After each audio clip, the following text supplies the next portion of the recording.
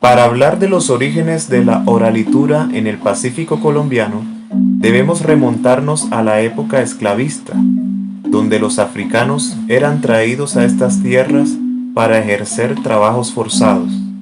Es importante recordar que durante los primeros años del descubrimiento de América y la esclavitud, solo se comercializaban hombres, quienes trabajaban en cuadrillas, especialmente en la extracción de oro y otros minerales. Estos modelos organizativos limitaban la posibilidad de socialización e interacción con otras personas. Casi 200 años después, y debido a los altos costos que implicaba la traída de mano de obra del África Occidental, los esclavistas consideraron la idea de traer mujeres negras al territorio americano, con la intención de que procrearan esclavos para venderlos en sus edades iniciales, buscando así perpetuar su poder. Sin embargo, la llegada de la mujer implicó la ruptura de este sistema, dando paso a la creación de comunidades, familias, identidades y tradiciones autóctonas.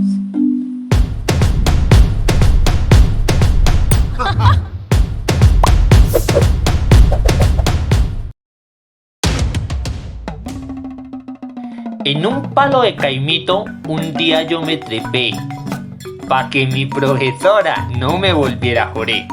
Que risque muy temprano me tengo que levantar, envolver bien el petate y tirarme al río a bañar, cepillarme los dientes y los zapatos lustrar.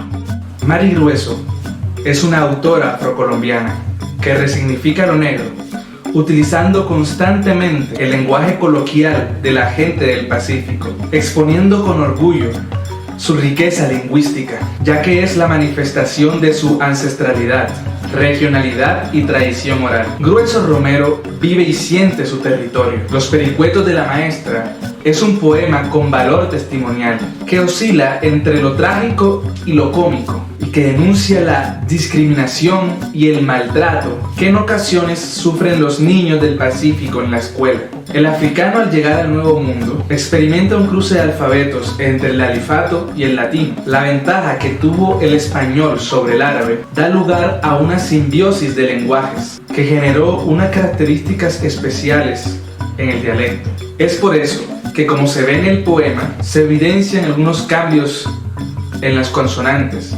Por ejemplo, el niño no jode, jode. Aquí se percibe claramente cómo el ejercicio de habla afrocolombiana es blanco de la ignorancia del sistema regente y desvalorizado. Ese que para algunos es un español mal hablado, pero el que en realidad se desconoce por completo cómo se dio su origen. ¿Qué maestra tan joría la que me ha tocado a mí? Que no me peinaron, que no me tiente así. Que una cosa, que la otra, que ya no puedo resistir. Que porque hablo tan feo que no pronuncio así. Que por qué grito tanto que debo saber reír.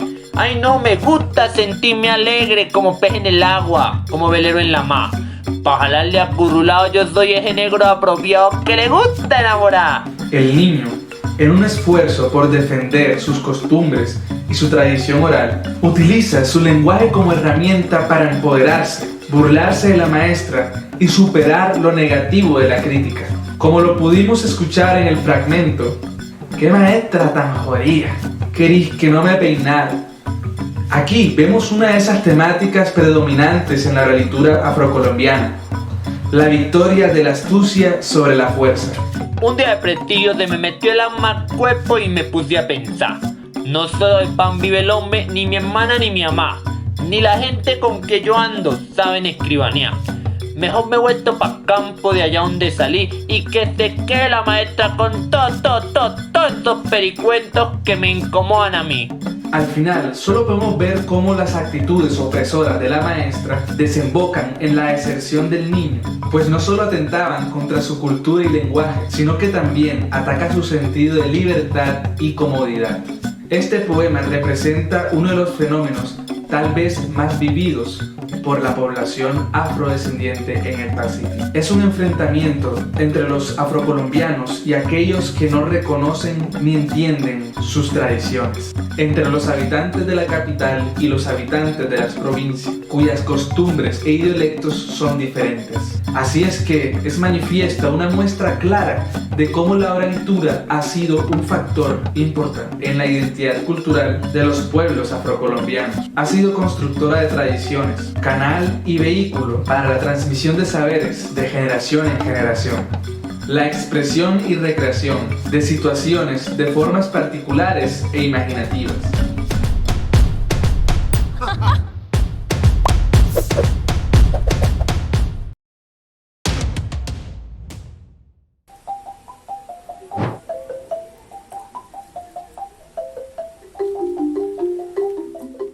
En el Pacífico colombiano ocurre un fenómeno extraordinario. Allí las manifestaciones orales son musicalizadas. Saltan de la mera expresión oral a ser transmitidas y comunicadas con el cuerpo, como es el caso de Su Majestad el Currulao, el cual surge como una respuesta a la idea errónea que existía en los años 50, donde se planteaba que el litoral pacífico del país no poseía una identidad cultural. Así pues, tomando los sonidos y las manifestaciones del bambuco viejo, el cual se tocaba melódicamente con la marimba en ritmos como el berejú, el patacoré y el pango, surge una figura extraordinaria de esta región, el maestro Teófilo Moreno Potes, quien compone el primer plano coreográfico de lo que hoy conocemos como Currulao. Es importante anotar que Teófilo Moreno Potes no compuso la música, pues la música ya estaba. Él incide en la parafernalia que se usa y en la normalización del bambuco viejo como Currulao. Aquí es importante también notar cómo una manifestación de esta envergadura es permeada por la tradición oral, por la oralitura. Y es que nuestra gente del Pacífico tiene una capacidad extraordinaria para tomar esas experiencias, esas vivencias, ese contexto, esas manifestaciones orales, someterlas a un proceso de transformación artística y por continuar con el caso del Currulao, donde es clara la representación que se hace de la relación que existe entre el hombre con la naturaleza. Pues aquí, en esta danza, la mujer interpreta el comportamiento de las olas del mar, su cadencia y todo lo que se asocia con este panorama natural que se vivencia en la región del Pacífico colombiano. Algo muy interesante aquí es ver cómo todo esto, esta expresión corporal unida a un narrador, atravesada con un hilo conductor musical, nos da a nosotros como resultado una de las formas de expresión más completas que podemos encontrar.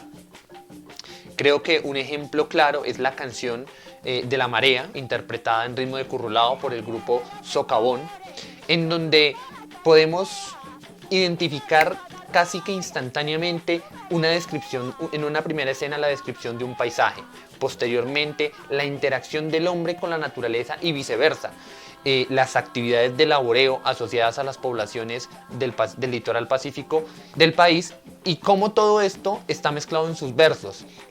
Por ejemplo, allá vienen los pescadores con sus velas en la proa, su chinchorro y su atarraya porque sube la marea. Sube la marea, sube la marea. Creo que aquí en este corto fragmento es claro y logramos captar toda esta esencia de cómo la tradición oral está unida a la musicalidad y a la parte dancística y expresión corporal de la tradición artística y cultural de las poblaciones del Pacífico colombiano.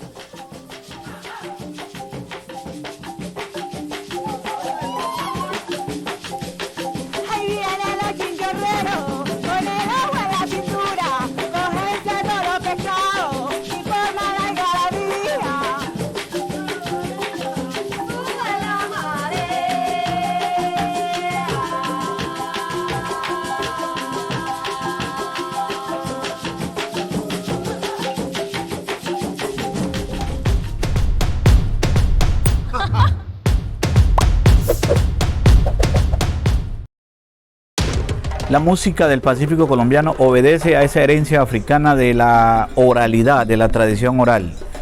Todos los cánticos, jugas, arrullos, bunde, obedecen a esas características prácticas africanas asociadas a faenas diádicas de trabajo, de minería, de rocería, de cosecha, de pesca, de corte de madera.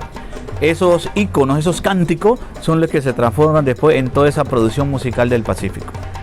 Eso lo asocian el Pacífico Sur, Valle, Cauca y Nariño con lo que es la marimba, la música de marimba, que es ancestralmente lo más cercano a África, y la parte norte del Chocó, que tiene mucho de imposición europea con la chirimía. Pero ambas manifestaciones obedecen a reproducciones de afrodescendientes en este país. A través de la marimba se logró avanzar tanto después de que el clero católico la consideraba como algo diabólico. El padre Mera, en el Pacífico colombiano, básicamente en Yurumangui, Timbiquí, calificó la marimba como un ente demoníaco y a cada tabla de la marimba le daba el nombre de un diablo. Después de esa concesión diabólica, destrucción de ese legado, intento de destrucción del legado, llega hoy la marimba a ser considerada como patrimonio de la humanidad y ya está en las mismas iglesias católicas cantando misas cantadas. Ese es un avance extraordinario y el alcance que ha tenido esta música.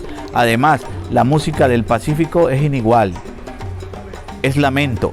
Le cantamos al dolor, a la alegría, al llanto, a la tristeza, a los amores, a los desamores.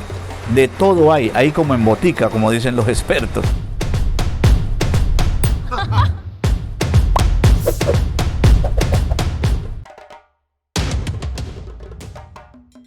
Cuando se muere un niño, hay 3 tipos de manifestaciones que se hacen, dependiendo del sitio del Pacífico donde esté. Si es en el Chocó, se llama Gualí. En Valle, Cauca y Nariño toma otros 2 nombres. Bunde, o Chigualo, como el que les comenté yo, que hacíamos los niños en Punta Colada. Pero el Gualí, el Bunde y el Chigualo es lo mismo. Es un homenaje al fallecido niño, y allí no se llora, ahí no hay llanto. Ahí lo que hay es alegría, fiesta, holgorio, puesto que la creencia de esa africanía es que cuando ese niño muere, porque no ha pecado, entonces se va derechito al cielo. Y que esa familia, esos papás, hermanos, tienen una garantía, porque tienen una especie de abogado en el cielo junto a Dios, y que va a interferir por ellos en algún momento, en el otro mundo. Entonces ahí no hay llanto, ahí no hay dolor, sino que hay esa alegría, celebración. Y no se le siguen novenarios, sino que simplemente se entierro y listo. En el otro caso, la otra manifestación y esa cosmovisión tiene que ver con el velorio, en el cual el muerto pues se prepara. En el campo varía un poco respecto a la ciudad, porque cuando la persona se muere en la ciudad, depende cómo se muera, hay otros protocolos de ley. En el campo no. En el campo la persona se murió, apenas se enfrió, que se puso tieso, le toman las medidas para hacerle su ataúd. Los carpinteros que construyen el ataúd están tomando traguito, biche, lo que sea, hecho, lo que sea. Y normalmente los observadores, los acompañantes en la carpintería, empiezan a hablar de las cosas del muerto, las cosas buenas. Normalmente aquí no hay muerto malo, ¿sí? Era un tipo gracioso, los chistes que contaba, las mujeres que tuvo, los hijos, todas cosas agradables mientras se construye ese. Luego se mete se viste, se baña, se perfuma, se viste y se vela sobre una mesa a la cual ya se le ha adornado una tumba con flores, y dependiendo pues ahora con el modernismo le ponen hasta luces, bueno, etcétera, etcétera.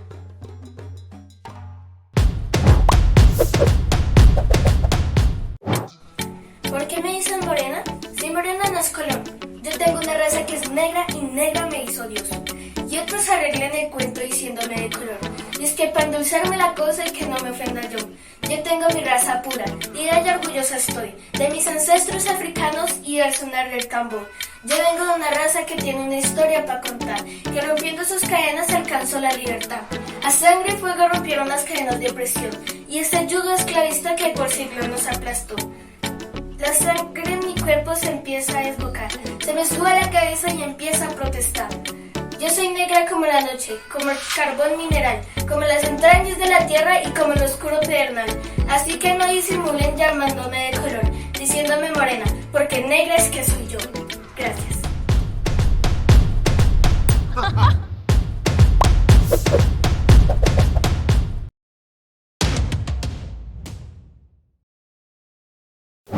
Otra de las diferenciaciones entre las tradiciones de adultos y niños en el Pacífico colombiano son las rondas o juegos de pampa, que son expresiones orales pensadas para la educación de los niños.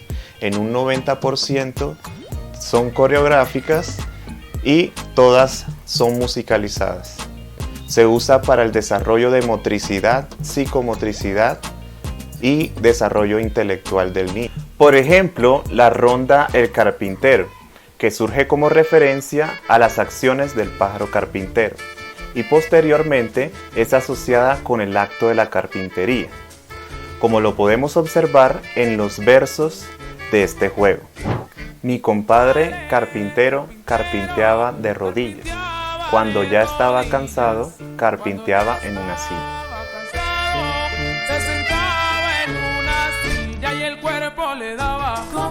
Como ya vimos anteriormente, las rondas cumplen un papel muy importante dentro de las comunidades del Pacífico, especialmente en la educación de los niños.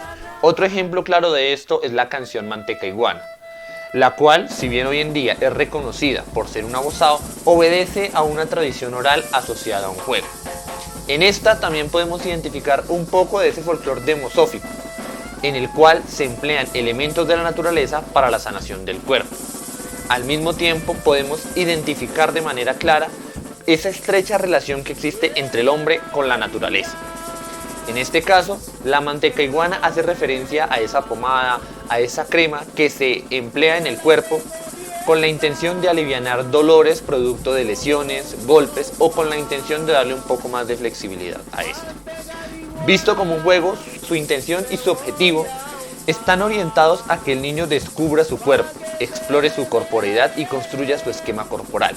Esto a través de la realización de una serie de movimientos que se van indicando en los versos de la canción o del juego. Manteca de iguana me voy a untar, pa' que mi cintura se vuelva a menear. En este caso, el niño realiza una serie de movimientos con su cintura.